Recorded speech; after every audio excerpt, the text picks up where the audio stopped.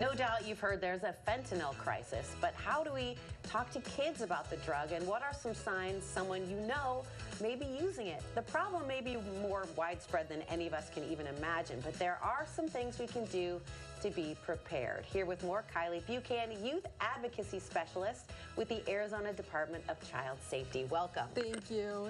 So many people may have heard that fentanyl is stronger than opiates that we're used to, but how much stronger is it than, say, morphine or heroin? So fentanyl is 50 times stronger than heroin and 100 times stronger than morphine.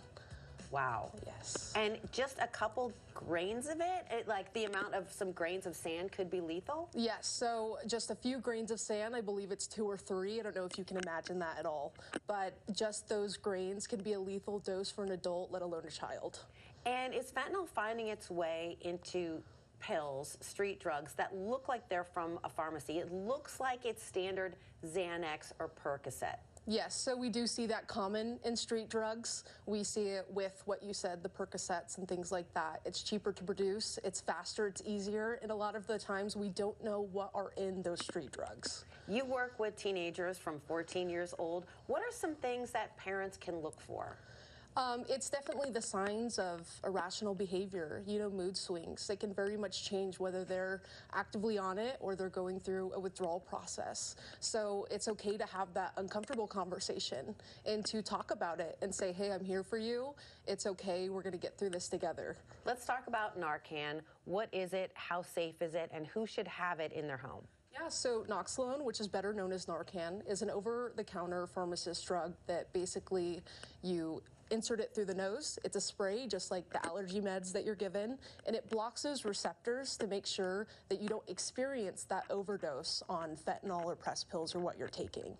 And the amazing thing about it is that whenever you do take it, and let's say someone's not experiencing an overdose, it doesn't affect them, whether child or adult or young adult or anything like that. So if you even suspect that somebody in your home, teenager or adult, is overdosing on fentanyl, it's best to give them this Narcan because it's not going to hurt them, and if you don't give it to them, you're risking them overdosing. Yes, so it's always the standard saying of better safe than sorry. Right, exactly. So should everyone have this in their home, even if you don't suspect your teenager of using fentanyl? Yes, I definitely think it is a good idea just to have that because, it always thinks you always think that it won't happen to you until it is too late. And so we want to make sure that we have that preventative action, and that's why the Department of Child Safety really does recommend to have this on you and to have those conversations about how dangerous fentanyl can be. Sometimes I feel like I have 2 teenagers, and sometimes I feel like they tune me out with my fentanyl talk, and then I probably get annoying sending them reels and TikToks about the dangers of fentanyl. Can you give me some advice on ways to talk to teenagers about the dangers of fentanyl? It's not necessarily sitting down with them and being like, hey, we need to talk about fentanyl. We need to talk about these street drugs. It's checking in on them. Hey, how are you doing? What's going on? What's happening? You said that you send them Instagram reels and all that stuff. Look at who they're following, what's being promoted. Instagram, it's commonly known that you can see what people like or what they comment.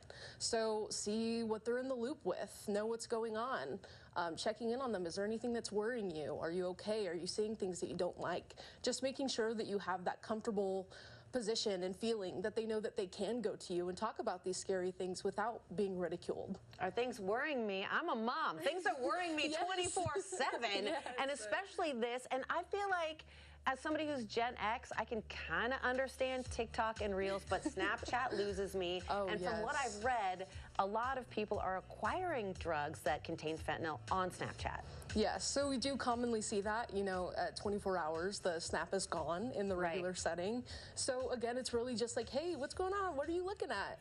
What's happening? It can be a very scary situation of finding a street dealer or anything like that, or trying to access the drugs and know the dangerous of how dangerous it is to encounter things, and then if the police were to get involved or anything like that. So it's not only the safety of your health and well-being, it's the safety with the law.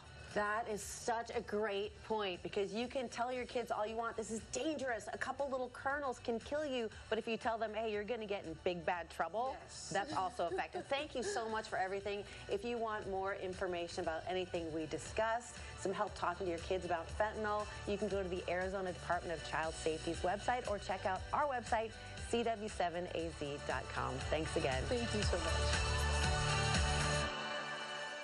The preceding portion of the Arizona Daily Mix was sponsored by Arizona Department of Child Safety.